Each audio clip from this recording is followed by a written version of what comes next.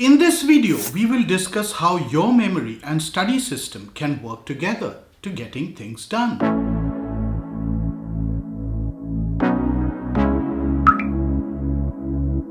There are four main challenges that you need to address as a student. You need to cover the syllabus. You need to remember what you study. You need to revise quickly. And you need to stay motivated. With the internet and the social media, there are a ton of techniques that you get exposed to quickly. Anki flashcards and active recall, spaced repetition, the Feynman technique, Zettelkasten, the Leitner system, gamification, and of course, planning and project management. To make your life easier, I have incorporated the best ideas from all the 7 above and put that into Notion. The way the templates are designed incorporates 2 main elements, study and revision. Before you start the process, please jot down some principles and goals that you would like to keep for yourself. It could be something like this.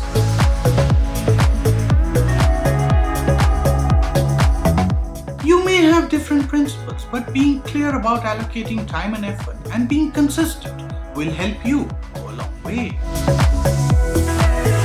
To set up your student GTD study system, you will need the following databases: a semester planner, a study calendar, the time spent, flashcards, a quiz database, a linked database that will configure the quiz results database, and of course, the rewards database for gamification. In this process, you can compete against yourself or against friends who use the same template with the same configuration. The semester planner. This planner is required when you shape your study calendar. This is the simplest database in the entire lot of databases that you're going to set up today. This has the semester, the start and end dates of the semester. This then calculates the number of months, weeks, and days in total and tracks the number of days remaining in the semester. There are no hidden columns. In all of this, I have used the date between formula for each of the columns. The study calendar. The study calendar allows you to break down your semester into topics and subtopics and assign tasks with spaced repetition. It also rolls up on the time spent database for the topic and therefore allows you to ensure that you're balancing your time towards the learning process. The alerts column is a formula property. This alerts you if you've crossed the spaced repetition threshold that you've set for yourself. As you can see, it's a pretty long but logical formula based on the period that you've set. The period for spaced repetition could be anything from daily to annual or could be non-recurrent. All you need to do is to set up a start date. That's the first date when you seek to achieve the task. It doesn't even have to be the same year. The hidden columns will do all the magic in tandem with the period.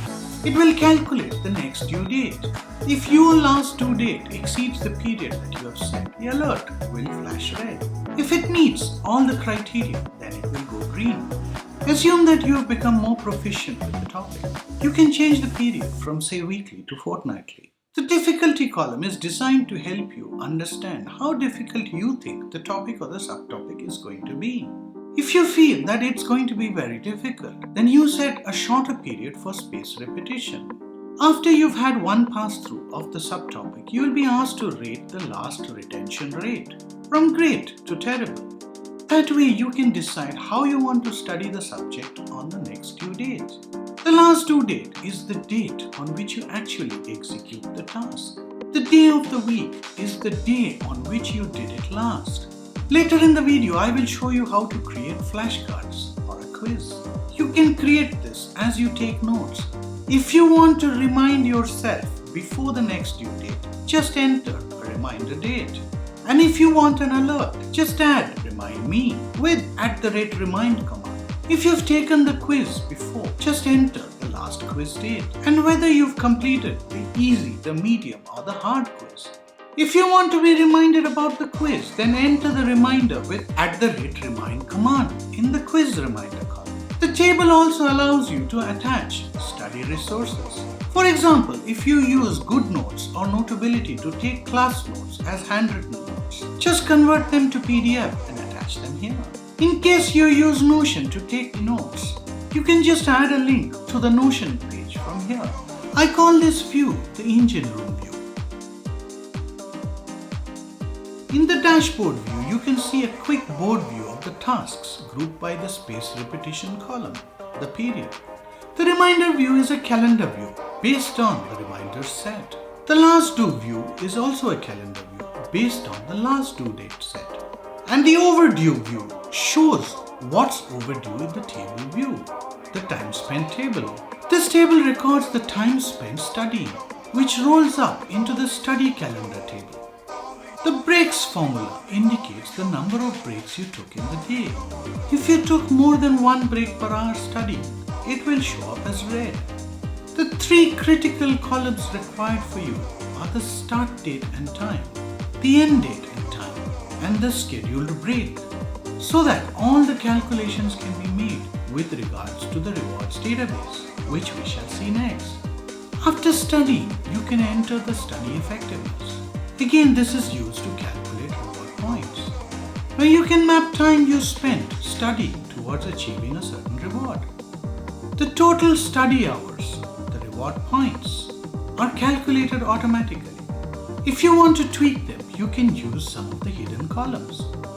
If you take a quiz, then the performance on the quiz is also considered for calculating the reward points. If you redeem reward points, you knock it off in the redeemed column.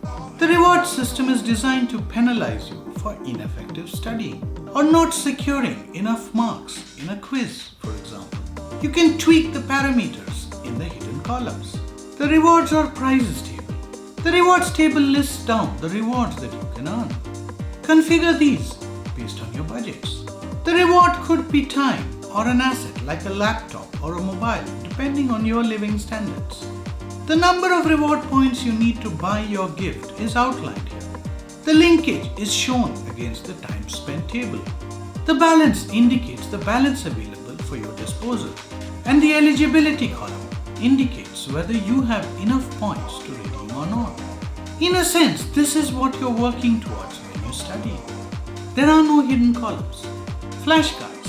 Flashcards have been configured to follow a combination of Zettelkasten, Anki, and Active Recall. The flashcard board view allows you to look at the question. You can also see whether it's easy or hard, whether you've attempted the question or not, what subtopic it relates to, and what date did you attempt this last. If you click on the basics of anatomy of the heart card, you will notice that it covers two parts, one describing the anatomy and identifying the parts of the heart from the picture. So as you can see, you can set this up the way you want it. If you go to the configure view, it becomes a database table. And you can set this up quickly with the question and adding the answers inside the pages with the name with a toggle key. If you set up the flashcards correctly, you really don't have to study anything else on the date of a project or a review or a quiz other than these flashcards. There are no hidden columns here. The quiz. The quiz can be configured as easy, moderate, or hard based on your current understanding. You can set up multiple easy, moderate, or hard quizzes. The quiz follows a question along with 4 options, A to D. If you select the answer, the comment column will indicate whether it's the correct answer or not. There are a few hidden columns to calculate the quiz score and add the correct option.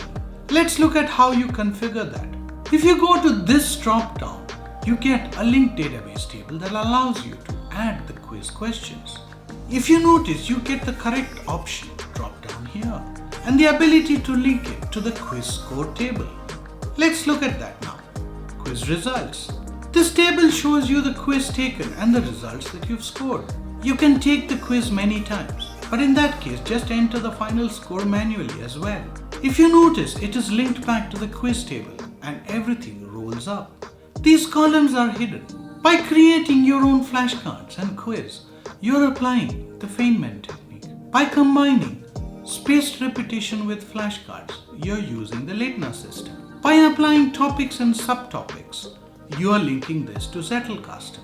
By using rewards, you're using gamification. Flashcards use active recall, and the entire study method involves planning and project management. Did you like the video? Did you learn something new? Do leave a comment below. If you're not yet part of this community, do consider subscribing. And don't forget to hit the bell icon and stay notified of new videos. If you like the video, consider sharing it with your friends. Stay safe, stay healthy. Peace.